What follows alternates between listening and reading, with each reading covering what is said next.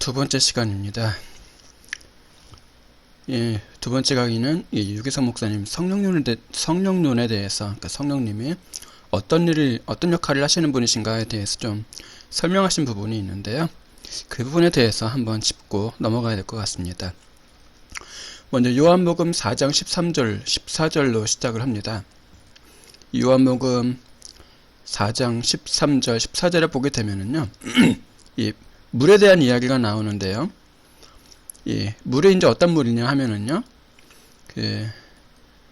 영생하도록 솟아나는 샘물. 그러니까 우리한테 이제 생명을 주는 물이라는 이야기죠. 4장 13절, 14절에 나와 있는 그러니까 이 물이 과연 어떤 물이냐라는 걸 설명하기 위해서 요한복음 7장으로 갑니다. 7장 37절 그리고 38절 37절 8절에 보게 되면은 똑같이 이제 물 얘기가 나오는 거거든요. 요한복음 4장에 이제 물을 이제 우리가 마시는 거죠.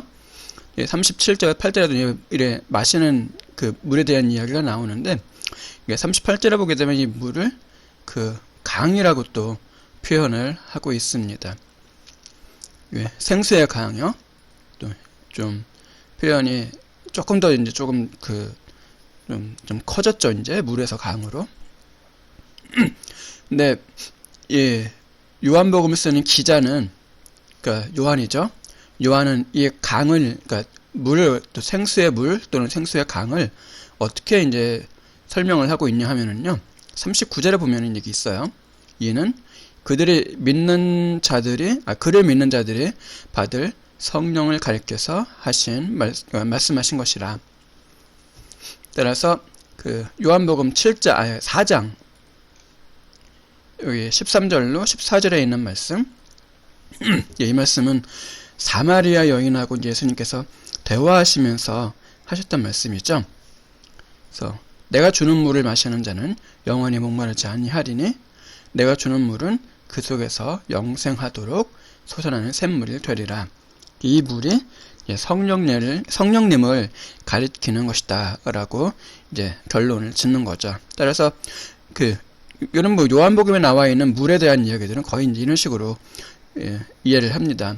그래서 그 물은 이제 성령님이고 성령님이 우리에게 생명을 주시는 그런 존재라고 이해를 하는 거죠. 요셉 목사님이 이 부분을 설명하기 위해서 에스겔 47장으로 갑니다. 47장에서 9절 에스겔 47장에도 이제 강물 이야기가 나와요. 그래서 이 강물에 이르는 곳마다 번성하는 모든 생물이 살고 이거 가만히 이렇게 내용을 한번 보시면은요, 이 강물이 전적으로 그러니까 생명을 유지하고 그러니까 생명과 관련이 있다는 것을 발견을 하게 됩니다.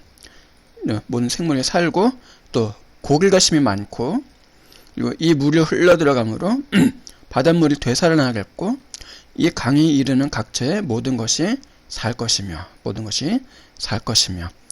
물이 생명의 원천 또는 생명의 근원이 된다는 이야기죠. 게다가 강의 이 좌우가에는 강역 양쪽에는 각종 먹을 과실나무가 자라고 그 잎이 시들지 아니하고 열매가 끊이지 아니하고 달마다 새 열매를 맺고 과실이 많다는 이야기는 우리가 먹을 수 있는 것들이 많다는 이야기잖아요.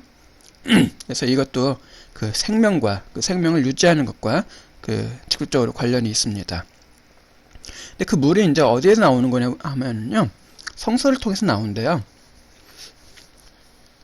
그래서 하나님의 성전이 있는 곳, 이스라엘에 이제 성전 예루살렘이 있었죠.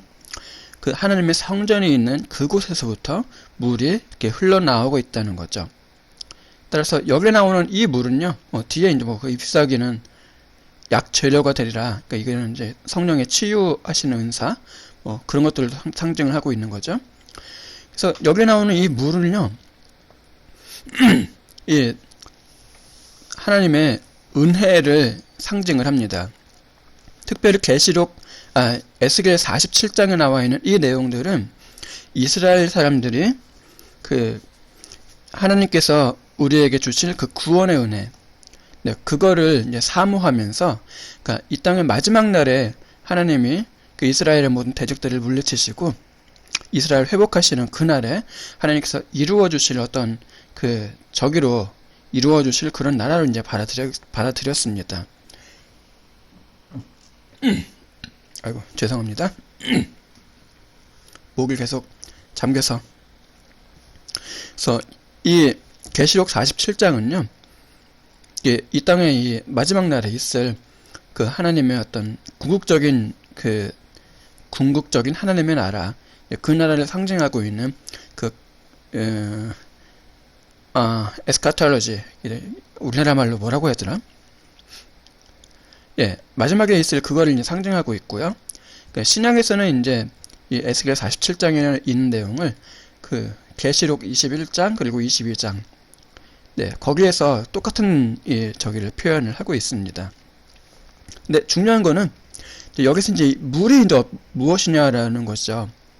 근데 이 물이 구약 시대에는 이제 성령님이 이 땅 가운데서 지금 이렇게 그 역사하시는 것처럼 역사하지 않았기 때문에, 네, 구약 시대에는 성령이라는 내용이 빠져 있지만은, 네, 이 물이 이 신약에서,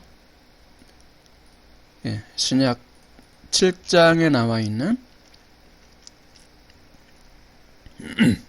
예, 여기 생수의 강, 이 물이 그 에스겔 47장에 나와 있는 그 물을 이제 예수님께서 차용해서 따서 사용을 하신 것이고, 그리고 결국 그 물이 이제 성령님이라고 결론이 지어지는 거죠. 그래서 내용을 살펴보게 되면은요, 결론이 그렇게 납니다. 우리가 성령님의 은혜로 인해서 그 새로 지으심을 받고 우리의 생명이 보존되는 이제 그런 역할이 있다는 거죠.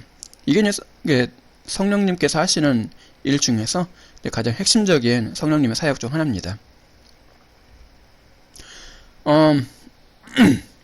조금 더 이 부분에 대해서 그 부연 설명을 좀 드릴게요.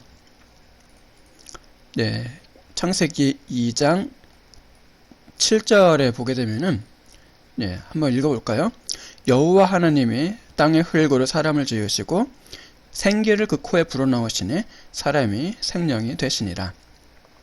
하나님께서 이 땅에서 이제 사람을 이 흙을 통해서 사람을 빚으시고, 사람의 외형을 빚으신 거죠. 근데 그 사람이 아직까지는 외형을 빚고 난 이후에는 생명은 없었어요. 근데 그 하나님께서 생명을 사람에게 주시기 위해서 무엇을 하셨냐 하면은 생기를 코에 불어넣으셨거든요. 그 다음에 이제 사람이 여기 생명이 되니라 라고 하는 이 말씀은 생명을 가지게 되었다는 이야기입니다. 근데 생기가 중요해요. 이게 생기가 이제 뭐냐 하면은요, 히브리어로 루아크라고 하는 단어거든요. 이 히브리어로 루아크라고 하는 단어인데, 이 루아크라고 하는 이 단어는 두 가지 뜻이 있습니다. 하나는 영이라고 하는 뜻이 있고요. 또 하나는 생기, 어떤 생명의 근원이라고 하는 뜻이 있거든요. 그런데 이 같은 단어가 다른 데에서는 성령님으로 번역이 됩니다. 따라서 이게 이 단어 자체가 성령님이 하시는 역할이 무엇인가를 극명하게 보여주고 있는 단어인데, 이 단어가 성령님이 바로 우리의 생명을 관장하시는, 즉 생명을 주시는 그런 역할을 하신다는 거죠. 창세기 2장 7절이면은 태초가 만들어지는 그 순간이죠.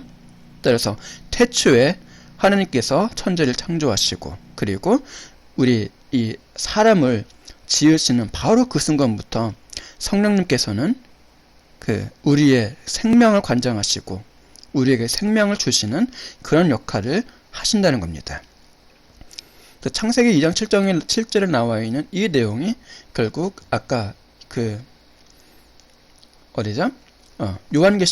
요한복음 그 4장하고 요한복음 7장, 그리고 성경의 다른 이 문맥들을 통해서 쭉 타고 흘러간다는 것입니다. 한 군데만 더 볼게요. 굉장히 중요하게들 생각하시는 본문이 한 군데가 있는데요. 에스겔 37장입니다. 다 아시는 내용일 거예요. 예, 하나님이 이제 에스겔한테 나타나셔서 에스겔이 아마 환상을 보는 어떤 그런 씬인 것 같은데요. 거기에서 이제 나오는 이야기죠. 예, 에스겔을 보는데 사방에서 사방에 뭐 어떤 이제 골짜기입니다. 골짜기에 보면인데 사방에 그 뼈들이 이렇게 질비해 있습니다. 이 뼈들을 보면서 하나님께서 에스겔한테 묻습니다. 인자야, 이 뼈들이 능히 살 수 있겠느냐 물으시죠. 그 다음에 에스겔은 뭐 하나님께서 하시는 말씀이니까 별로 할 말이 없습니다. 그래서 주께서 아시나이다 뭐 이렇게 이야기를 했는데 하나님께서 이제 에스겔한테 그렇게 말씀을 하세요. 이 뼈들한테 대언하기를, 대언이라는 이야기는 대신 뼈들한테 이야기를 하라는 겁니다. 예. 그래서 뼈들한테 대언하기를, 이제 이거 살아나라 라고 대언을 하라고 하니까 이에 에스겔이 하나님의 명령을 따라서 대언을 합니다. 살아나라라고 이제 이야기를 하니까 이 뼈들이 어떻게 됩니까? 이 뼈 저 뼈가 들어맞아 뼈들이 서로 연결이 되더라. 그리고 뼈에 힘줄이 생기고 살이 오르고 그 위에 가죽이 덮이나 하지만 그 속에 생기는 없더라. 이 얘기가 딱 정확하게 창세기 2장 7절에 하나님께서 사람을 빚으시는 그 이야기하고 일맥상통합니다. 뼈에다가 아무것도 없는, 뼈는 이제 그 2장 7절에서는 이제 그 흙과 같은 어떤 그런 역할인 거죠. 근데 거기에 이제 이 뼈 저 뼈가 들어맞아서 서로 연결이 되고 사람의 형체가 되고요. 그리고 그 형체 안에 이제 뼈 안에 심줄이 생기고 살이 오르고 가죽을 덮이고 해서 온전한 사람의 겉모습이 완성이 됩니다. 하지만은 그 속에 생명이 없습니다. 그래서 이제는 하나님께서 생기에게 대언하라고 말씀을 하십니다. 아까는 뼈들한테 대언하는 건데 이번에는 이제 생기한테 대언을 하는 겁니다. 그래서 생기한테 대언을 하되 사방에서 와서 이 죽음을 당한 자에게 붙어서 살아나게 하라라고 하나님께서 말씀을 하셔서 에스겔이 그 예언 명령대로 대언하였더니 실제로 생기가 그들에게 들어가서 그들이 곧 살아나고 일어나서 서는데 극히 큰 군대가 되더라. 여기서 이게 사용이 되는 이 생기라는 단어, 이게 딱 정확하게 창세기 2장 7절에 나와 있는 그 말씀에 또 다른 확장판인 것처럼 느껴지지 않습니까? 같은 단어가 사용되고 또 같은 과정을 거쳐서 이렇게 이제 그 사람들이 살아나게 됩니다. 이 뼈들이